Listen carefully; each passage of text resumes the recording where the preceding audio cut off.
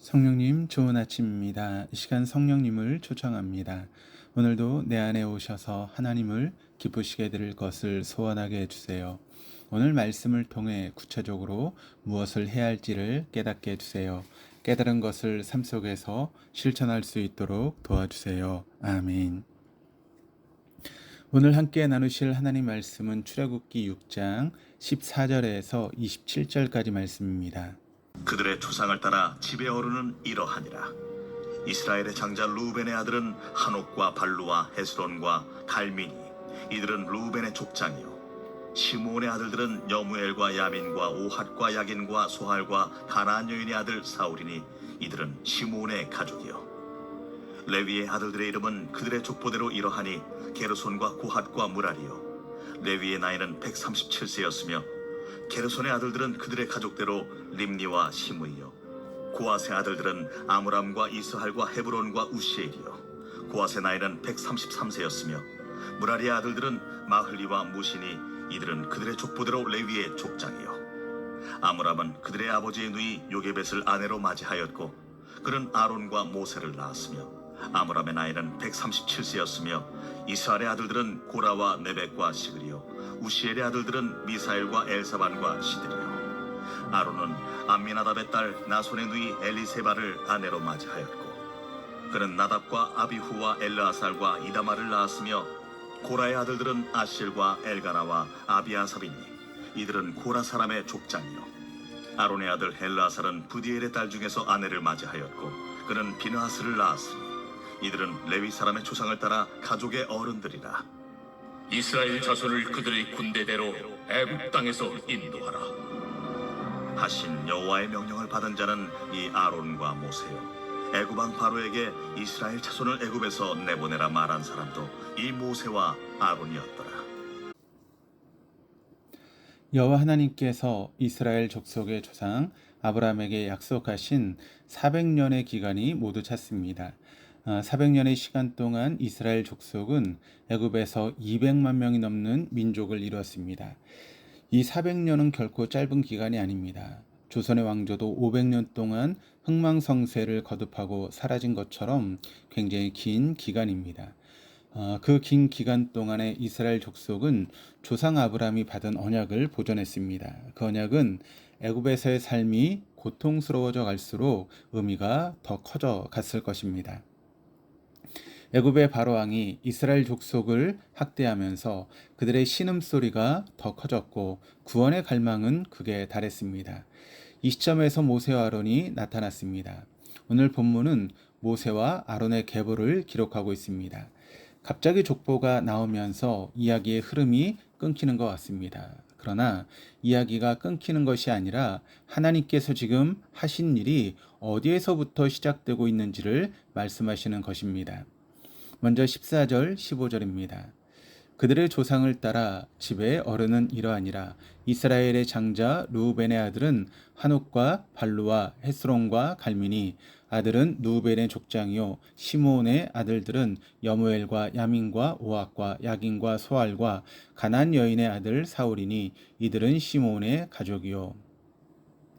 야곱의 후손의 계보는 창세기 46장과 민수기 26장에도 기록이 되어 있습니다. 그러나 특히 오늘 본문에서는 모세와 아론의 가계를 중심으로 소개하고 있습니다. 야곱의 아들 중 르우벤과 시므온의 가계를 먼저 기록하고 있지만, 이는 레위 후손인 모세와 아론의 가계를 소개하기 위한 도입입니다. 장자인 르우벤과 차자인 시므온 지파의 족장과 같이 레위 지파의 모세와 아론도 그들과 나란히 권위가 있음을 나타냅니다. 기록된 르우벤의 아들인 한옥, 발루, 헤스론, 갈미는 애굽으로 들어올 때 생존했던 자들입니다. 이는 당시로부터 400년 전의 사람들로 생존해 있지 않지만 르우벤 지파가 이 4명의 계보로 나눠져 있음을 나타냅니다. 시므온의 아들들도 6명으로 그들이 6혈족으로 나눠 있음을 보여줍니다. 그리고 레위 후손의 계보에 대해서 말씀합니다. 16절에서 19절입니다. 레위의 아들들의 이름은 그들의 족보대로 이러하니 게르손과 고앗과 무라리요. 레위의 나이는 137세였으며 게르손의 아들들은 그들의 가족대로 nimni와 시므이요 고핫의 아들들은 아므람과 이스알과 헤브론과 우시엘이요 고핫의 나이는 133세였으며 무라리의 아들들은 마올리와 무시니 이들은 그들의 족보대로 레위의 족장이요. 레위 족속은 크게 게르손, 고핫, 무라리 가문으로 나뉘며 각 가문마다 세부적인 혈통으로 나뉩니다. 레위 지파의 계보는 앞서 르우벤과 시몬 지파와 다르게 표현되는 것이 많습니다. 먼저 레위 계보에는 아들들의 이름이라고 하는 표현을 씁니다. 그리고 레위와 고핫과 아므람의 연수도 기록합니다. 이는 특별히 레위 족속의 계보를 강조하는 것입니다. 특히 16절에 족보대로라고 하는 말을 쓰고 있습니다. 이 말은 원어로 톨레도트라는 말입니다. 톨레도트는 성경에서 다양하게 해석이 되는데 특히 족보를 나타낼 때 사용이 됩니다. 성경에서 족보는 다양한 의도로 사용됩니다. 과거와 현재의 연속성, 사건과 사건 간의 간격 메우기, 종족의 권세, 세대를 통한 완성 등을 나타내기 위해서 사용될 수 있습니다. 성경에는 아담에서부터 시작해 예수 그리스도에 이르는 계보가 구약과 신약을 꿰뚫고 있습니다. 이것은 하나님께서 아담에게 하신 언약이 세대를 통해서 발전해 가며 예수 그리스도에 이르러 완성됨을 나타내는 것입니다. 그래서 이 계보는 성경에서 아주 중요한 역할을 하는 것입니다. 마찬가지로 레위에서 모세와 아론에 이르는 계보는 여호와께서 조상들에게 한 언약이 모세와 아론을 통해 이루어져 감을 나타내 주는 것입니다. 다시 말해서 모세와 아론은 스스로 나타난 것이 아니라 여호와 하나님의 언약이 성취되어 가는 과정의 일환입니다. 이스라엘 족속의 입장에서는 레위의 계보가 모세와 아론을 조상들의 언약과 연결시켜주는 역할을 하는 것입니다. 다시 말하면 이스라엘 족속은 모세와 아론을 단순히 지도자로 보게 되는 것이 아니라 그들을 통해 하나님께서 조상들의 언약을 성취하고 있음을 보게 된다라고 하는 것입니다. 20절에서 25절입니다. 아브라함은 그들의 아버지의 누이 요게벳을 아내로 맞이하였고 그는 아론과 모세를 낳았으며 아므람의 나이는 137세였으며 이스라엘의 아들들은 고라와 네벡과 시그리요 우시엘의 아들들은 미사엘과 엘사반과 시드리요 아론은 아미나답의 딸 나손의 누이 엘리사바를 아내로 맞이하였고 그는 나답과 아비우와 엘르아살과 이다마를 낳았으며 고라의 아들들은 아스일과 엘가나와 아비아삽이니 이들은 고라 사람의 족장이요 아론의 아들 엘르아살은 부데엘의 딸 중에서 아내를 맞이하였고 그는 비느하스를 낳았으니 이들은 레위 사람의 조상을 따라 가족의 어른들이라.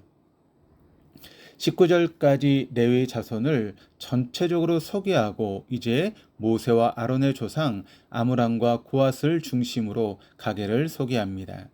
특히 아내의 가계까지 기록하며 그 중요성을 강조합니다.